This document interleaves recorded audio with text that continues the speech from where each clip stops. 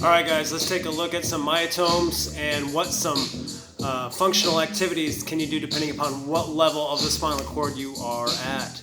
Alright, so let's talk about C1 through C4 first. We got some cervical flexion, lateral flexion, some rotation, and extension, all because of the muscles that innervate these are C1 through C4. Plus, you've got cranial nerve 11 that's helping these guys out. Okay? So you can talk, chew, sip, blow. You also got some scapular elevation at C4.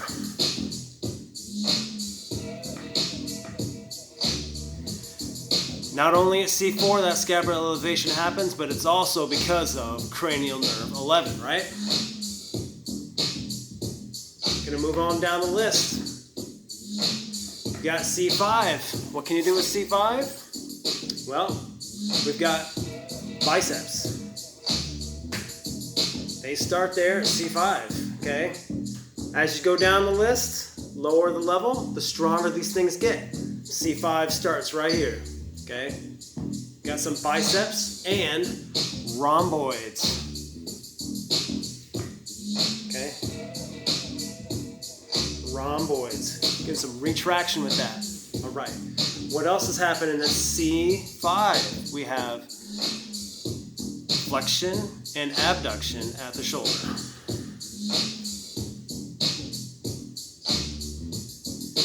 It's only going to be to about 90 degrees. Okay?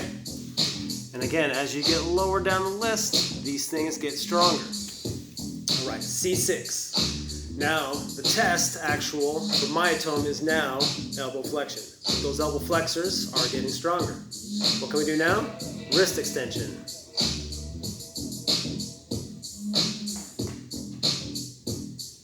Extensor carpi radialis, longus and brevis are both present here.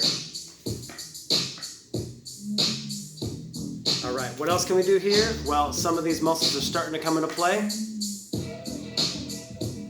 This is your external rotation. It's going to help you externally rotate so you can lock that elbow out. Okay? What muscles do that? Well, teres minor, infraspinatus. Other things that start here are going to be your lats. Okay? Your lats work there, and also you got that pec clavicular portion. Okay, right there.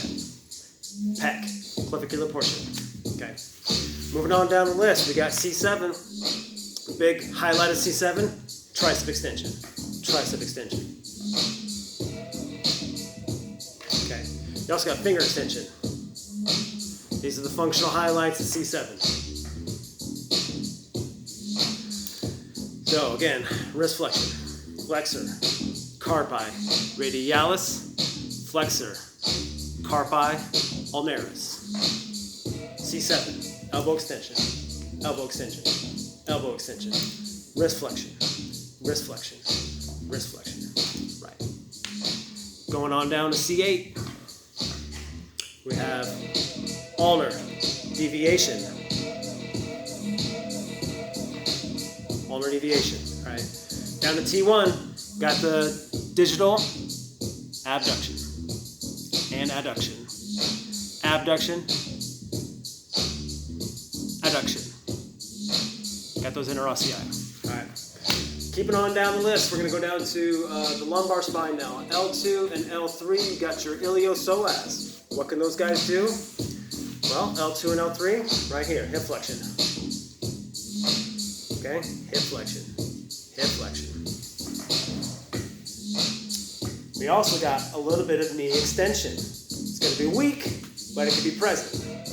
All right. L2, 3, and 4. Knee extension. Knee extension. Knee extension. Getting stronger. Getting the myotome test. L2 and 3 for the iliopsoas. But that rectus is there to provide a little bit of knee extension. Okay. All right. L2, 3, and 4. Myotome is here. Knee extension. All right. L4. All right. We got that ankle dorsiflexors.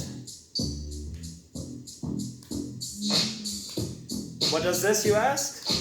Anterior tibialis, anterior tibialis, anterior tibialis. All right. L5, got your great toe extension. All right, great toe extension. All right. Now we're moving on down to S1. Got plantar flexion, plantar flexion, plantar flexion. All right. Eversion, eversion, eversion. S1, S1 myotome. All right, L5 and S1 can also do knee flexion, knee flexion, knee flexion. All right.